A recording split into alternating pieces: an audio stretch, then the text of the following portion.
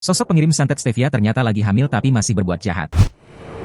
Terungkap siapa telah kirim santet ke Stevie Agnecia yang membuat mendiang mantan istri Samuel Rizal itu menderita berat hingga meninggal dunia. Ternyata si pengirim santet itu adalah wanita yang sedang hamil tapi selalu menjahati almarhumah. Siapakah wanita hamil yang telah kirim santet tersebut? Sosoknya misterius. Seperti halnya teka-teki penyebab meninggalnya Stevie Agnecia yang masih belum dibeberkan oleh pihak keluarga hingga kematian sang selebgram pada Jumat 22 Maret 2024. Kendati demikian, sebelum meninggal, Stevie Agnecia sempat curhat soal santet yang dialaminya. Stevie Agnecia tampaknya juga sudah tahu siapa sosok yang mengirimkan santet kepadanya. Hal itu diceritakan oleh Stevie di akun TikToknya pada tanggal 23 September 2023. Postingan itu juga merupakan terakhir kalinya Stevie Agnecia aktif di media sosial. Bahkan ceritanya itu juga seolah pertanda. Stevie sempat menyinggung soal meninggal dalam cerita tersebut. 6 bulan sebelumnya, mantan istri aktor Samuel Rizal ini sempat curhat soal sakit yang ia derita. Stevie Agnecia memposting hasil röntgen yang memperlihatkan ada seperti benda tajam di dalam tubuhnya. Namun Stevie tak menjelaskan ada di mana lokasinya. Rupanya keberadaan benda itu diketahui saat dokter memintanya untuk melakukan röntgen. Kalau gak röntgen dan dokter gak nanya apa aku pasang spiral atau KB. Padahal aku gak pernah memasang apa-apa di tubuhku apalagi susuk naudzubillah, tulisnya.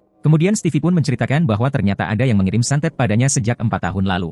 Menurutnya, keberadaan benda itu terlihat pada hasil röntgen tanggal 18 September 2023. Saat itu Stevie mengaku sudah mulai tidak nyaman saat duduk. Stevie Agnecia lalu menyinggung sosok yang diduga mengirim santet padanya itu. Stevie menyebut kalau pelakunya adalah seorang wanita dan sedang hamil.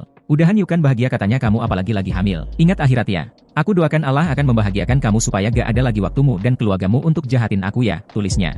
Meski sudah tahu siapa orangnya, Stevie menyadari kalau pelakunya tidak akan mengakui perbuatan jahat itu. Stevie pun berdoa agar pelakunya segera bertaubat sebelum akhirnya Stevie meninggal dunia.